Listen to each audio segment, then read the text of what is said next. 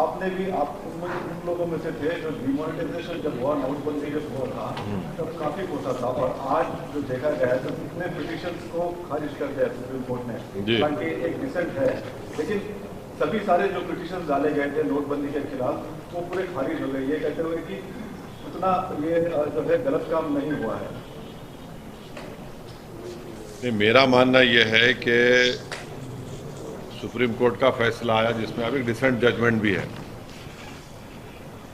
अब ये मेरे को बात समझ में नहीं आ रही कि अगर ये कोई बोलेगा कि भाई ये रेलिवेंट, इट इज़ नॉट, ये रेलिवेंट नहीं है कि ऑब्जेक्टिव अचीव हुआ या नहीं हुआ, ये तो बड़ा एब्सर्ड है। ये तो यानी मेरे समझ ताज्जुब की बात है।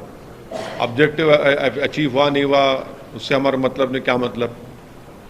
अगर आप कोई काम कर रहे हैं, ये सरकार ने, प्रधानमंत्री ने, वज़ीर आज़म ने देश के सामने पुकार कर कहा कि ब्लैक मनी ख़त्म हो जाएगा, टेररिज्म ख़त्म हो जाएगा, और टेररिज्म को काउंटर करने के लिए आप ये बताइए कि ये कोई एक विम्सिकल बात है कि ऐसा डिमोनेटाइजेशन करने से टेररिज्म ख़त्म हो जाएगा?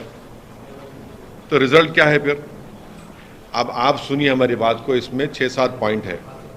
पहली बात तो ये है कि ब्लैक मनी डिस्ट्रॉय करने का ये पर्पस, टेररिज्म काउंटर करने का जो मकसद था, ये सब विम्सिकल था, ये सब था ही नहीं है। ये एक सरासर गलत फैसला देश के प्रधानमंत्री ने लिया, उनकी सरकार ने लिया, और जिससे वो जो कह रहे थे उसका मकसद ही हासिल नहीं हुआ। अब मिसाल के तौर पे 86% करेंसी को नरेंद्र मोदी ने रात में 8 बजे उसको डिनोटिफाई कर दिया। कितने लोग मरे? 100 लोग मरे। इसकी जिम्मेदारी किस पर है? लाखों लोगों का रोजगार से आपने महरूम कर दिया। अब आप एक नैरो लीगल ग्राउंड के ऊपर अपनी अकाउंटेबिलिटी से बच नहीं सकते आप सरकार। भाई इसका political, economical, social, moral responsibility तो देश के प्रधानमंत्री पर आयद होती है। आप क्या भूल गए कि प्रधानमंत्री की स्पीच जो उन्होंने तकरीर में अपनी भाषण में कहा था कि घर में शादी है और पैसा नहीं है, प्रधानमंत्री मुस्कुरा रहे थे, पूरे इस मुल्क की गरीब आवाम रो रही थी, वजीर आजम, प्रधानमंत्री हंस रहे थे। रिजर्व बैंक ने यह कहा कि 32.18 लाख कोर करेंसी अब सर्कुलेशन में है। 31.18 lakh crore currency in circulation on India. अभी माने डबल हो गया। उस वक्त 17.97 लाख करेंसी यूज में था बिफोर डिमोनेटाइजेशन 2016 में। अब कितना है भैया? 32.18 लाख। ये आरबीआई के फिगर है। 99.30% डिमोनेटाइज मनी अब सिस्टम में आ गया। तो इसका मतलब कि ब्लैक मनी रिकवरी नहीं हुआ, खाली 0.002% फेक करेंसी को कैप्चर किया गया। आरटीआई रिप्लाई में आरबीआई ने कह दिया कि डिमोनेटाइजेशन वुड रिजल्ट, आरबीआई ने कहा कि RBI did not believe that demonetisation would result in recovering black money. ये उनका बोलना है। अच्छा, अब आप ये बोलिए कि जीडीपी ग्रोथ गिरा नहीं गिरा डिमोनेटाइजेशन गलत फैसले की वजह से प्रधानमंत्री के। इंडिया का जीडीपी ग्रोथ 2016-17 में 8.3% था। उसके बाद क्या हुआ? 2019-20 में 4% पे आ गया, पैंडेमिक से पहले 8 से 4% पे आ गया डिमोनेटाइजेशन करने पर।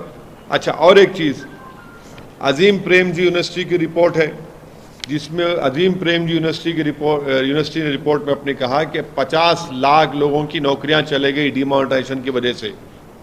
आप लोग बाजा बजाओ मीडिया वाले, 50 लाख की रिपोर्ट उनकी है। दूसरी बात यह है कि डिमोनेटाइजेशन से 5 years prior to demonetisation household financial liability average at 3.06% of gross national disposable income. This went up sharply to 4% of GNDI in 2007 and 18. अब आप बोले liabilities went up by 83%, from rupees 3,7096 crore in 2016-17 to 6,79,349 crore in 2017-18. इसका मतलब क्या है कि in other words more and more people had taken out loans after demonetisation. सब लोग लोन लेना शुरू कर दिए। और एक बात आप सुनिए, मैन्युफैक्चरिंग शेयर ऑफ जीडीपी 16% था मेक इन इंडिया जब लॉन्च हुआ था, आज 13% है। Total jobs in manufacturing sector जो है 5.7 करोड़ टू 2.7 करोड़ आफ्टर 2016।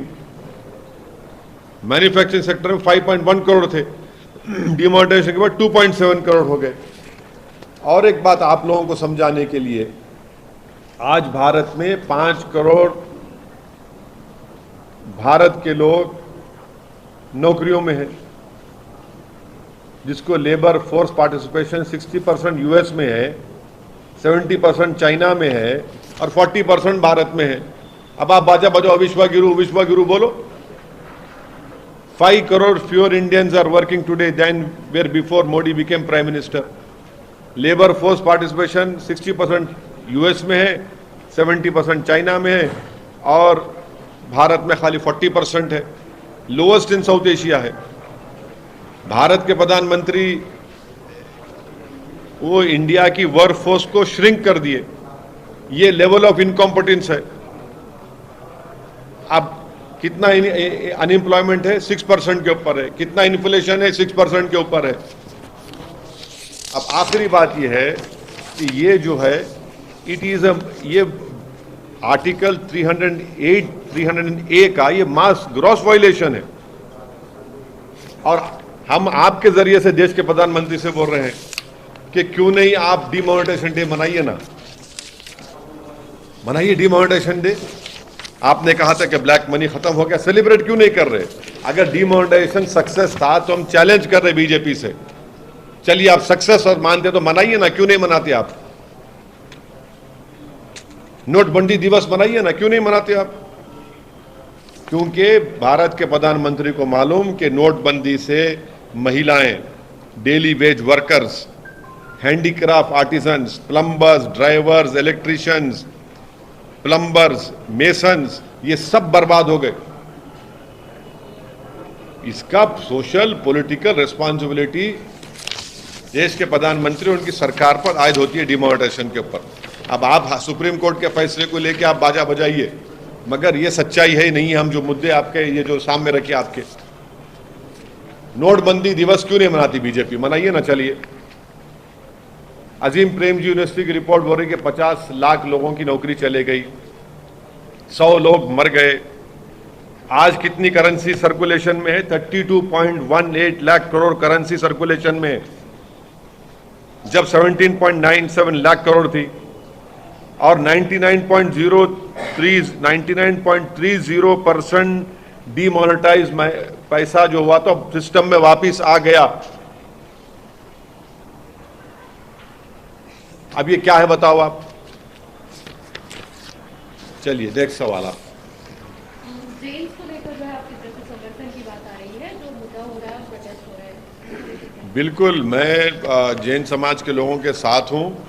जो फैसला बीजेपी की सरकार जब झारखंड में थी लिया गया था, उनके उस मंदिर के बारे में, उसको झारखंड की सरकार को वापस लेना चाहिए।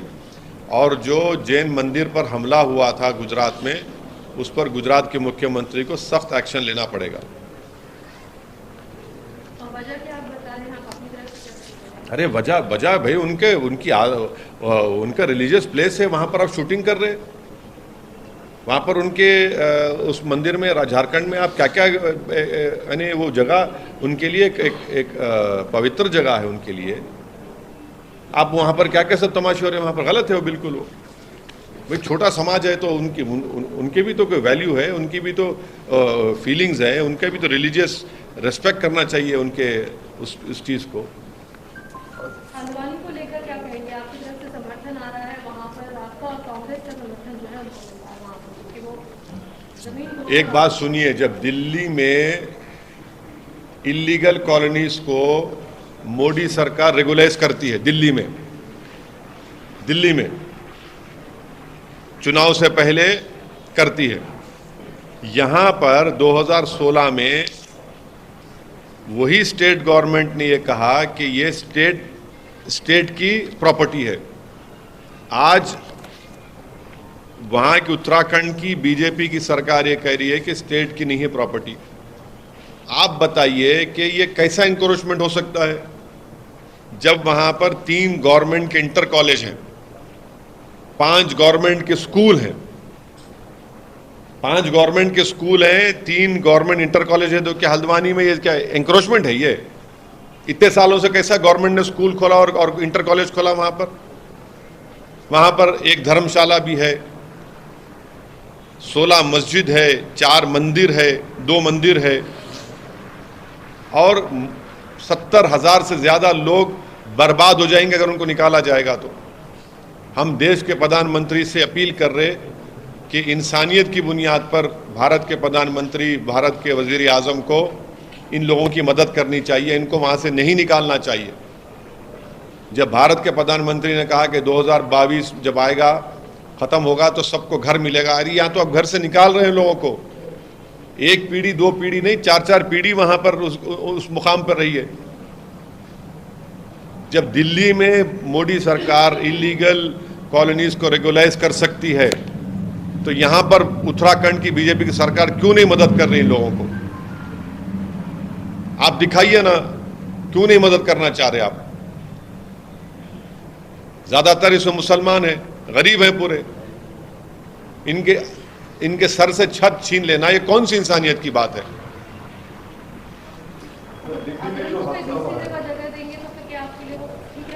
क्या अगर उनको कहीं और जगह दी जाएगी तो क्या आप उसके लिए मानेंगे? आप, हमारा पहला रिक्वेस्ट ये है भारत के प्रधानमंत्री से कि इन लोगों का बेघर मत करिए।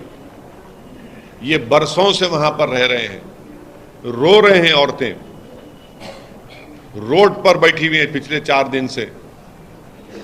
कंटिन्यूस हमको फोन आता है, मैसेजेस आते हैं कि 4 दिन बाकी हैं, 5 दिन बाकी हैं, हम क्या करेंगे, हम वहां पर कहां जाकर रहेंगे, हम लोग किधर जाकर रहेंगे? अरे आप इनको इंसान के तौर पर देखिए भाई, इनकी मदद करिए। अगर सरकार चाहे तो बहुत कुछ कर सकती है, इनको आप बेघर मत करिए। सर, रजौरी में मिलिटेंट्स फायरिंग में 6 लोगों के। हाँ, अब आप सुनिए, डिमोनेटाइजेशन जब हुआ था, क्या कहा था बीजेपी ने? क्या कहा था? पत्थरबाजी खत्म हो गई, टेररिज्म खत्म हो गया। आप बताइए, ये मोदी सरकार की नाकामी है। रजौरी में, जम्मू में ये टेररिज्म फैल रहा है। जम्मू में अब ये कैसा है भैया कि टेररिस्ट कैसा आके मार के जाते हैं? ये मोदी सरकार की नाकामी है। डिमोनेटाइजेशन में तो बड़े दावे किए थे आपने, और आज रजौरी में जिन लोगों को मारा गया हम उसका कंडेम करते हैं। और ये बीजेपी सरकार की सरासर नाकामी है, फेलियर है उनका। ये कश्मीरी पंडित मर रहे हैं, अब तो जम्मू में आ गया, जम्मू में आ गया ये। अब आप बताइए इसकी जिम्मेदारी किस पे डालेंगे आप? पॉलिटिकल फेलियर है मोदी सरकार का। यकीनन टेररिज्म पड़ोसी मुल्क से आ रहे हैं, टेररिस्ट आ रहे हैं, मगर आप क्या कर रहे हैं? आपने तो कहा कि 370 हटा दिए तो सब खत्म हो गया। कहां खत्म हो रहा है? सबको मालूम कि टेररिस्ट फर्स्ट जनवरी हो, 15 अगस्त हो, 26 जनवरी हो, ये इन इंपॉर्टेंट डेट्स के ऊपर बराबर कुछ ना कुछ करते, तो आपको तो चौकन्ना रहना चाहिए था। और आप नहीं है, चौकन्ना नहीं है, आपकी नाकामी, आपका फेलियर है। भारत के लोगों की मौत हो रही है वहां पर।